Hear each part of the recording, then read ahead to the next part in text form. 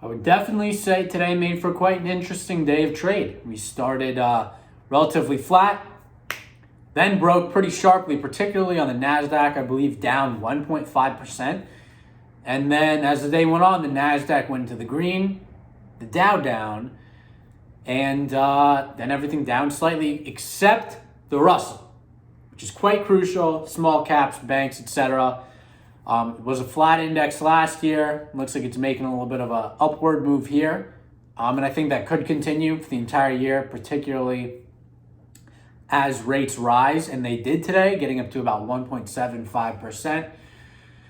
Kind of the same things we saw yesterday to some extent. You know, a lot of growth tech selling, even though it kind of poked its head out, but some came down. Mega cap tech looking flat to down for the most part, not looking great. And I think those kinds of things may continue to occur. And some of the growth, the big, 10x growth that is worth a run and that has a good product and that can generate gains on its own merit of the product and of the development of the product and of the path towards future cash flow. Those companies could or should be bottoming soon or are just cheap enough that if you can go in knowing that there might be more potential downside, I would be okay buying them. I'm not okay buying a company like Microsoft or Apple. I'm okay buying another iPhone, but I'm not okay buying Microsoft or Apple that have benefited so much from low rates and being a comparable flight to safety, given rates being low and not really offering any sort of real return.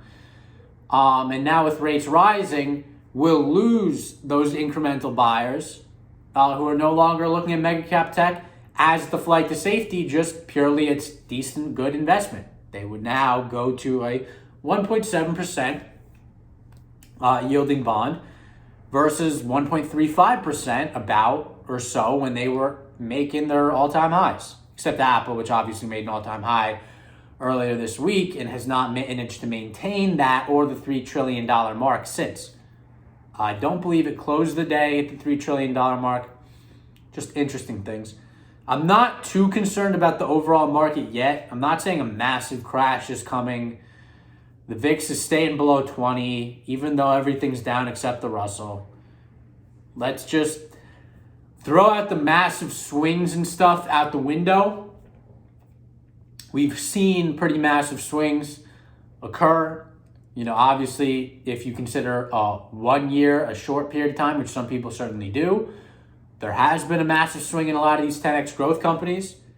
And energy companies have had a pretty strong swing here. We like to see that. We've been forecasting some sort of rebound, and we're happy to see that. And I expect that to continue as the supply-demand deficit continues, but it's just another day, same stuff. I'm not too concerned about what the Fed's saying. I don't think it really was anything new now that I think about it. I always thought, and maybe you always thought this too, tapering meant bringing the purchases of assets from here, tapering them down to nothing. The Fed's normally not doing this. And it doesn't make sense for them to do it in an inflationary environment. So this whole talk about them reducing the balance sheet, well, yeah, bonds are going to expire and mature. So I really don't think it's a news flash to anyone. But obviously they hadn't really brought that point up. So it was new rhetoric. Excuse me. So maybe that is justification to spook the market a little bit. But I think it just might be some short-term chop. Not getting too concerned here. Let's just relax. Focus on price, focus on valuation, and invest. Make good investments. That's what we should do. Make good investments. Easier said than done, of course. But if you're doing things like the homework and watching these videos, I think you've got a good grip on things. Even if you might have some short-term pain. We've had some short-term pain. We had short-term pain in energy. And look what's happening now. We're having a phenomenal start, to say the least, to 2022. And if you have any questions, I'm happy to answer them. Feel free to comment. Pass my Series 65, so I'm able to give financial advice. So that's today's video. And until next time, peace out.